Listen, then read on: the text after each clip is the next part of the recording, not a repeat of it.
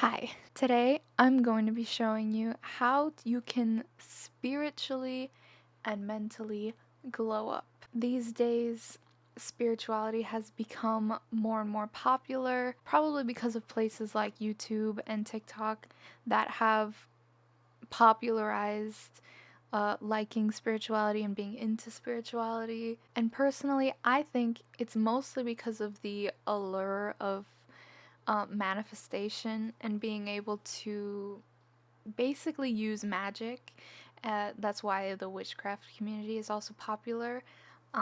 So a lot of people are getting into spiritual communities and just going straight to the how can I get what I want. But spirituality is much more than just manifestation and getting what you want and bringing more magic into your life. It's also about learning more about yourself, becoming more self aware, healing from your past. Basically, you're separating yourself from any sort of limiting beliefs that you have been taught as you've grown up in the world. What inspired me to make this video is a book that I read in 2 days. I finished it yesterday and it was just so good. You can tell that I enjoyed it because I read it in 2 days. It's called The Mountain Is You by Brianna Wiest? Wiest? I don't know how to say the last name, but you can see it here.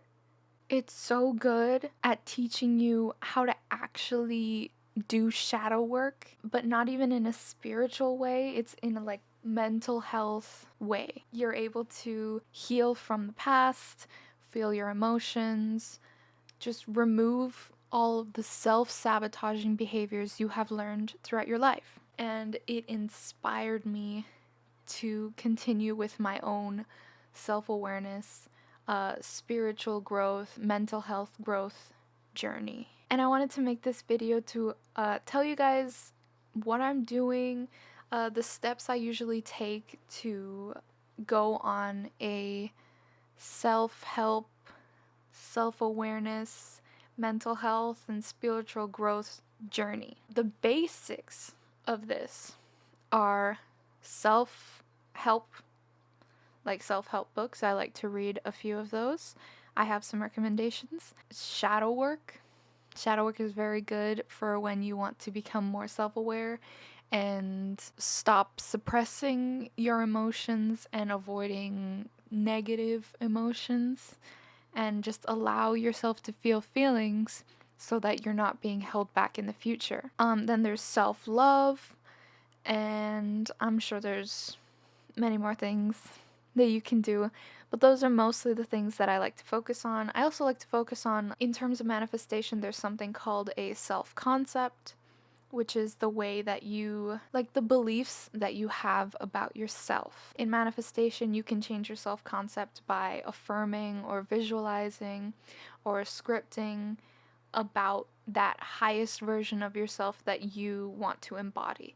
So my favorite topic when it comes to self-help and just spiritually and mentally glowing up is self-love. I like to focus a lot on self-love because if you love yourself, no one else's outside opinion of you will even matter. Because you know yourself deeply, you love yourself, you validate yourself, so you don't need to look for outside validation. So you don't need to worry about what anyone else thinks about you. You don't need to perform to be liked. And that is a big thing when it comes to people. A lot of people tend to change the way that they are depending on the other person that they're interacting with, which is usually a normal thing because you won't act the same with your parents that you do with your friends or that you do with your boyfriend or girlfriend. It's all different, but the core of you is still there if it's healthy. When it comes to genuinely changing yourself to be someone you're not, or being a watered down, small version of yourself because of the other people around you in your life, that's not good. You need to be able to cultivate self-love and self-confidence within yourself so that you know that no matter who it is in your life, friends, family, acquaintances, strangers, bosses, it doesn't matter. You need to show up authentically. As long as you are comfortable and confident within yourself, no one can say anything that would hurt you.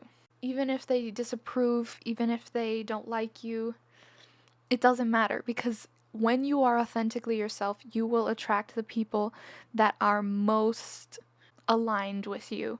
You will attract the best people for your life, your soulmates, your soul family that they say in spirituality. Your soul family are the people in your life that are meant to be close to you, meant to be friends with you, and just align with you on a soul level. That no matter what happens, you guys still find a way to work out the friendship or the relationship. You understand each other. You both grow together. It's not like a stagnant relationship. It's you two can make yourself the best versions of each other. Not two, but like the group of people in your life. They just help you become a better person, and so do you to them. And so showing up authentically is so important for your life. So in terms of self-help, I like self-help books. I read a lot of self-help books. I think they can be very useful for people who just need a little tiny push or motivation or just inside knowledge to exactly what is going on in their life and in their brains. Because when I read The Mountain Is You, it sort of brought out something that I didn't yet know about myself, and it is now helping me better navigate changing and improving myself at a mental health and spiritual level. So some other books I recommend are, of course, The Secret by Rhonda Byrne. I think that's how you say it. That'll teach you a lot about the law of attraction and how you can actually bring about whatever you want into your life through the law of attraction. Even though I don't really follow the law of attraction that much, I follow some things from the law of attraction, other things from the law of assumption. It's still a very useful book, especially when you're a beginner and you just want to like have an introduction to the law of attraction and manifestation. That's a very good book. I'll also recommend Ask and It Is Given by Abraham Hicks, Esther Hicks. Yeah. It's an extremely good book. I think it's even better than The Secret. It's a little bit more detailed. Basically, Abraham is a being or a bunch of beings, a consciousness maybe, from another dimension that talks through Esther Hicks, basically. And I find that so interesting to read something that has knowledge from some other power. It's been life-changing to see like the books, I guess it's seminars, I don't know, where she goes in front of an audience and answers questions as Abraham. I was very into that. I watched the videos on YouTube all the time because it's just so interesting to see that. I don't know. I think it would be very useful for anyone who wants to get into the law of attraction.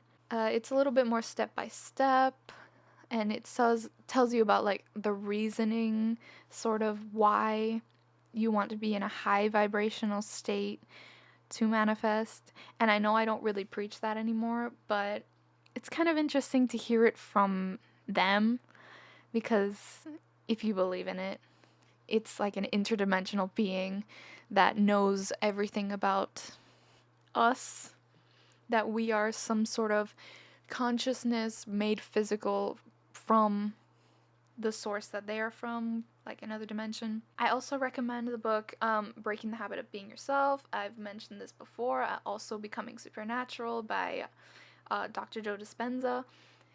Those books are also very good for manifestation, but they're a little bit more scientifically oriented. They're not that much about the law of attraction. They teach sort of the scientific reasoning behind why manifestation is real. And basically, I can talk a little bit about it.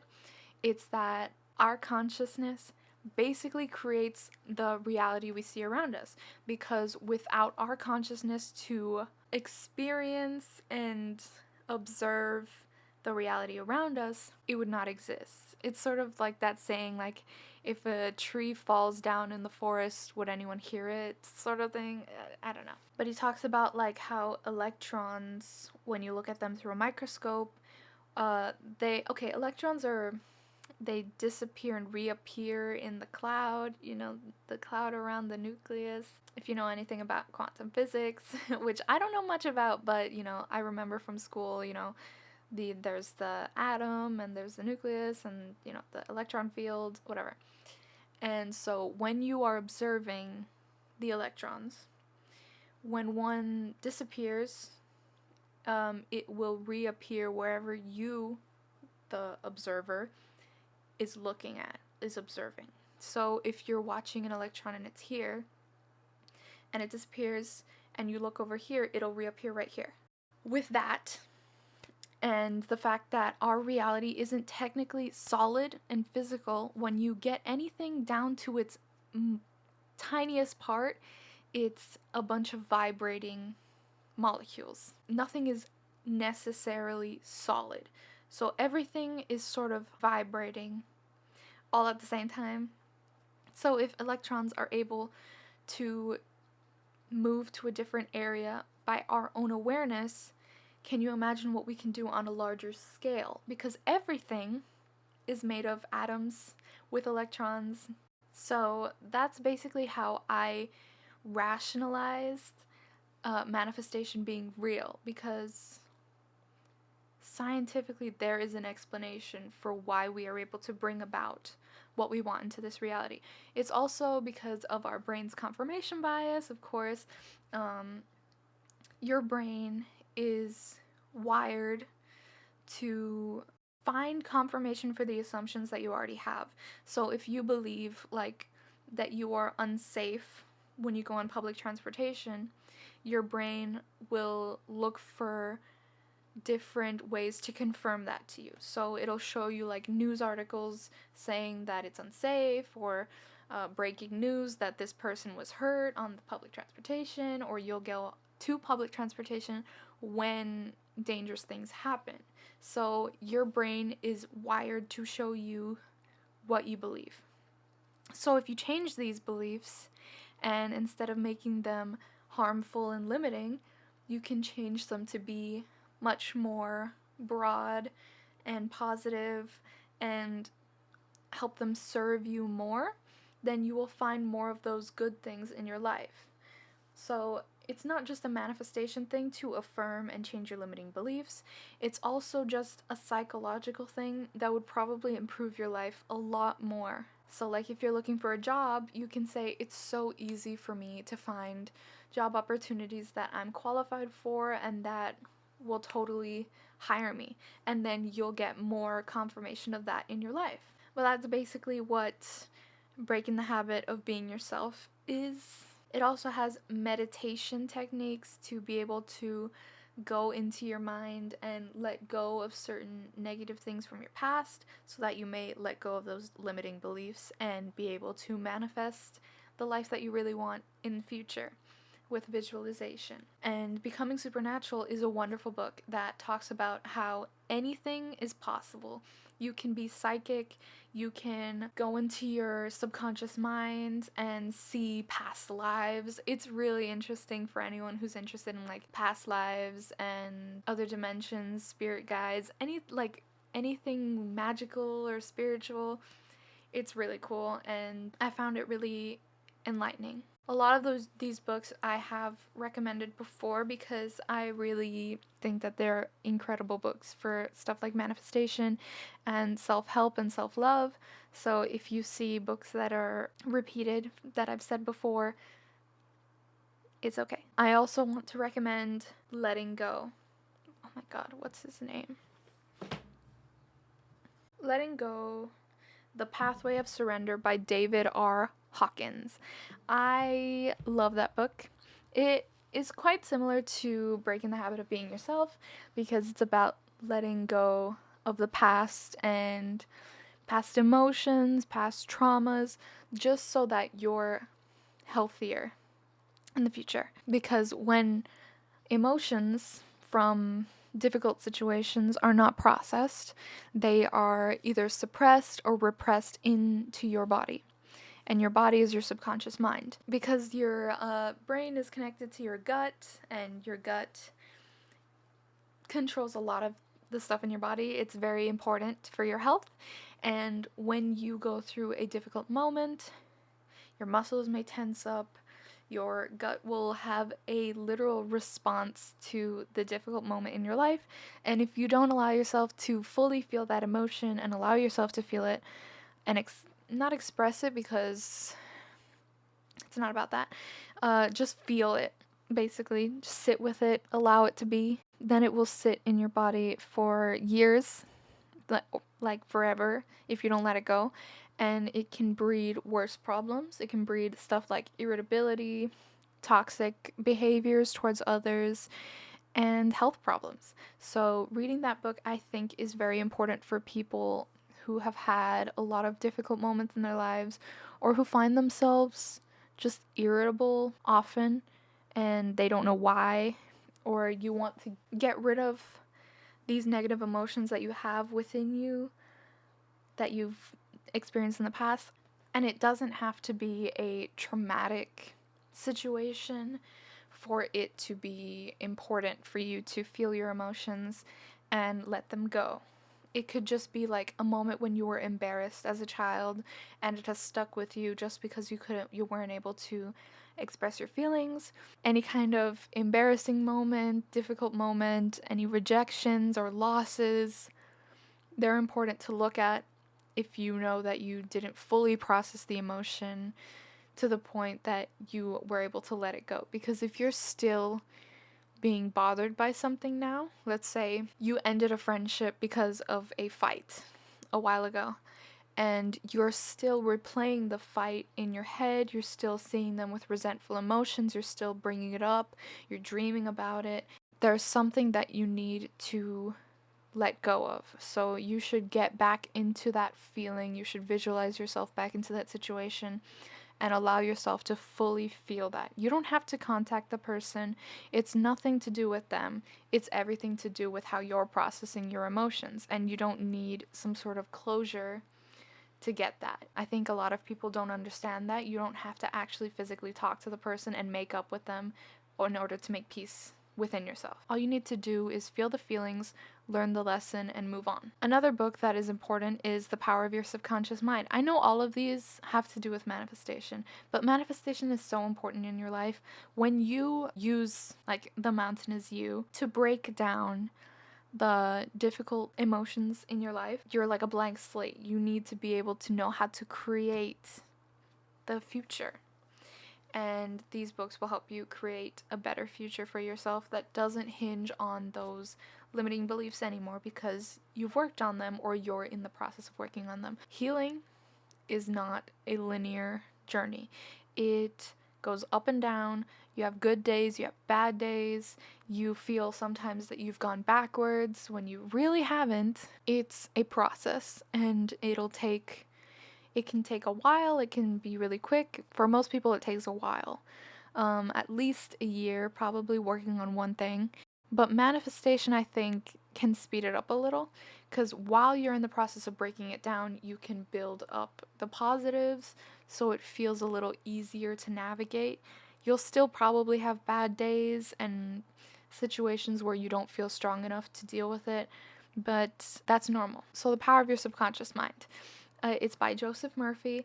It talks about how your subconscious mind creates your reality. I talked about this in my last video. And if you like that kind of stuff, I suggest that you go look for Neville Goddard lectures on YouTube. There's a lot of free ones because they talk about that as well. Not specifically the subconscious mind, it's more from a like religious standpoint, because he was from like the 50s or something.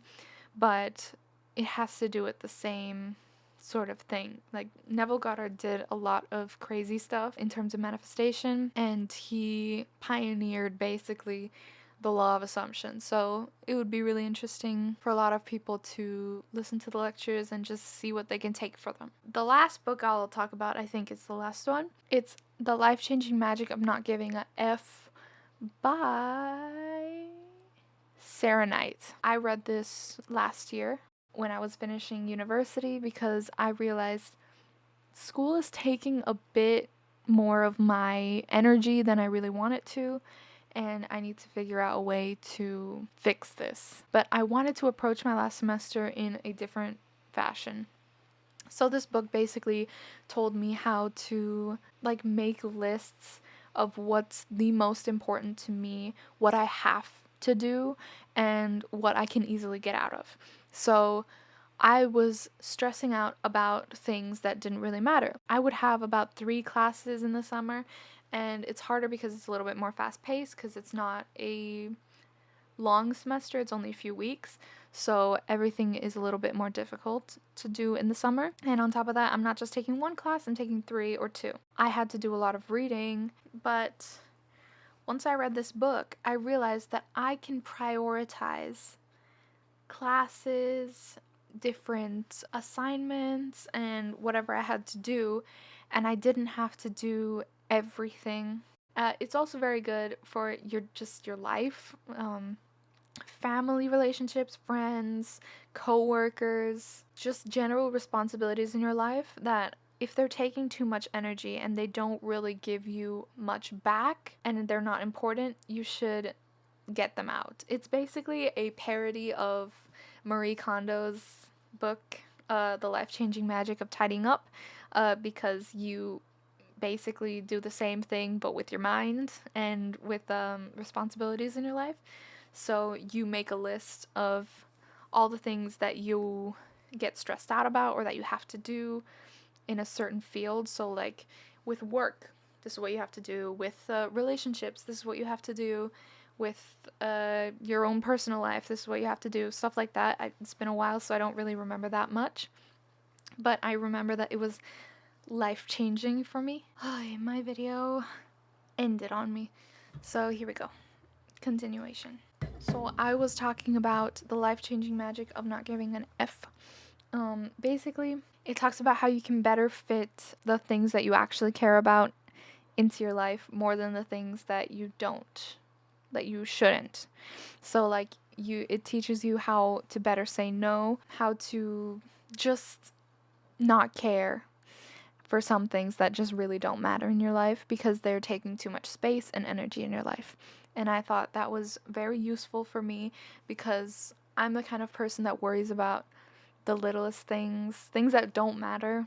If I was better able to work on that and learn what not to really put too much energy on because it doesn't really matter that much, then I would have had an easier life. So I love that book, and I think it's very important for people to read and to do the exercises on.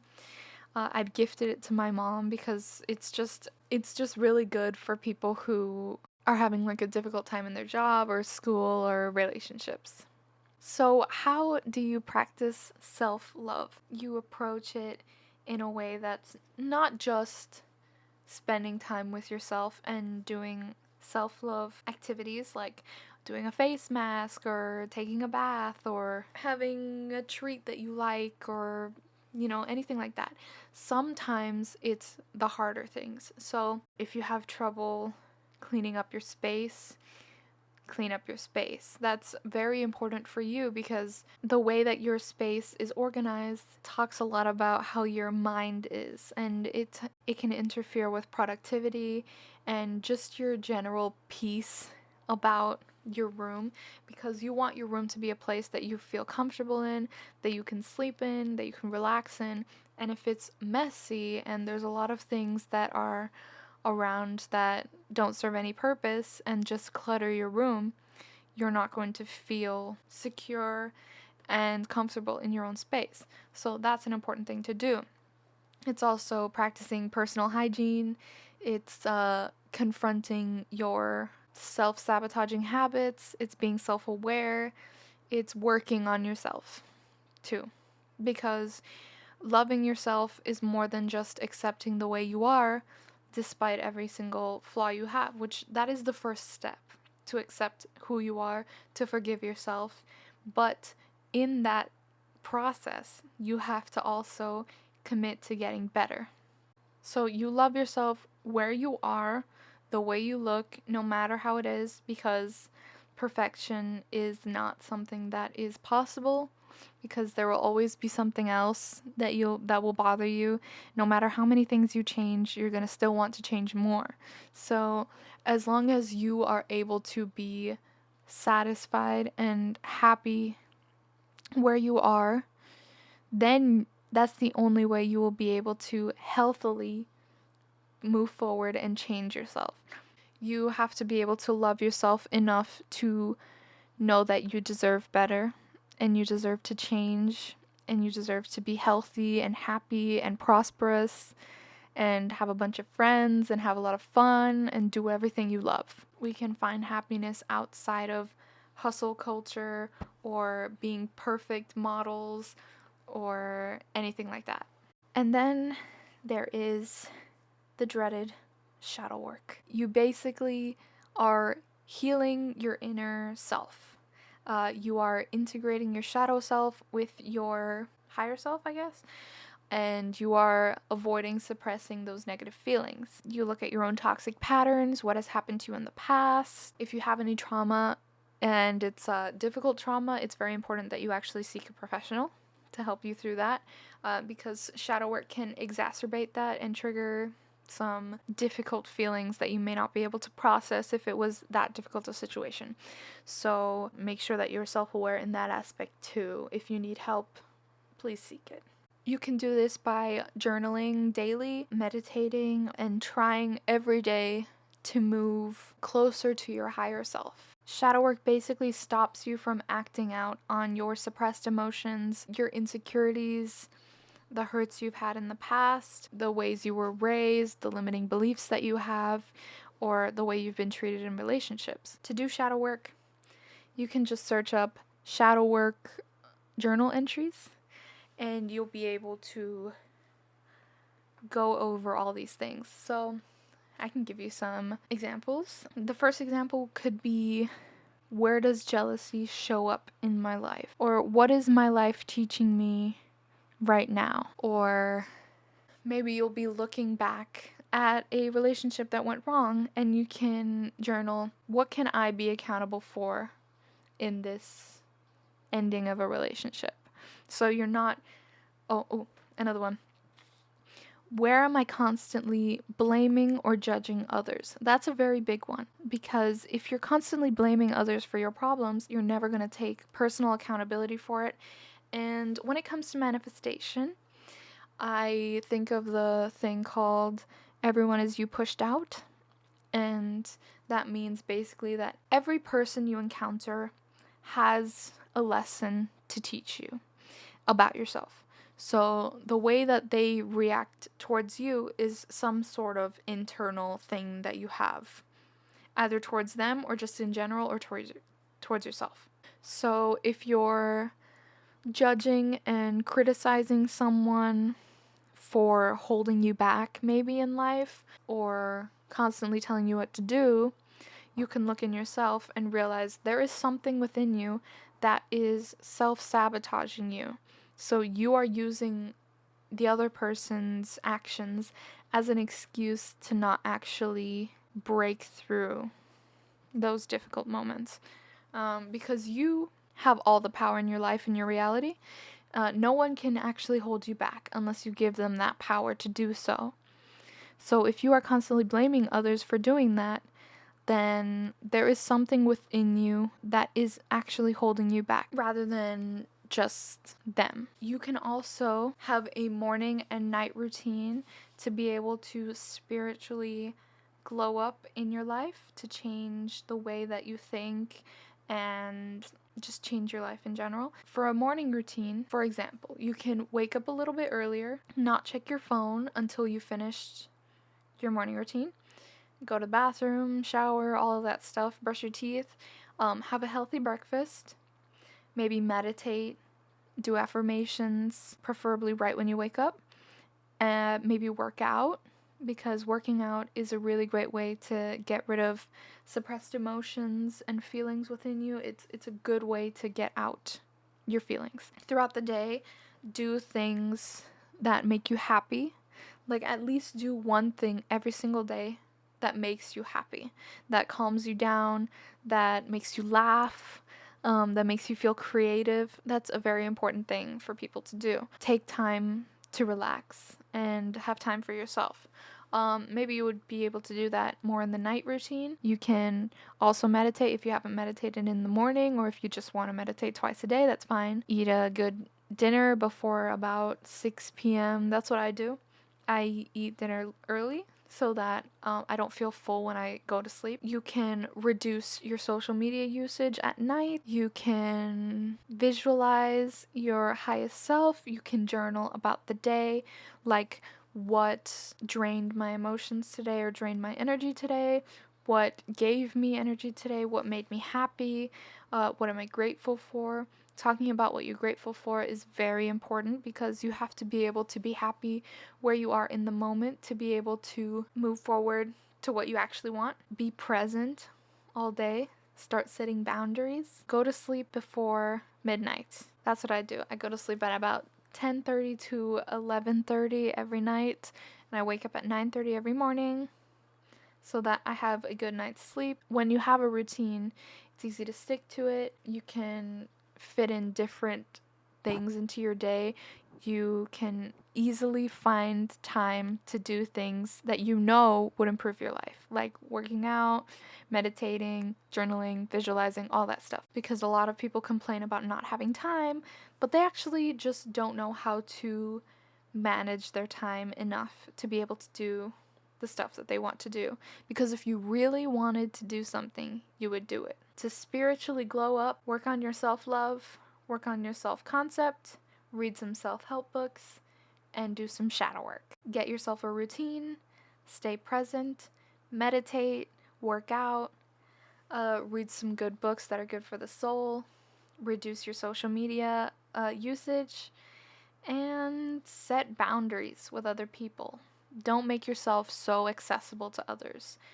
Give yourself only some time to interact with others.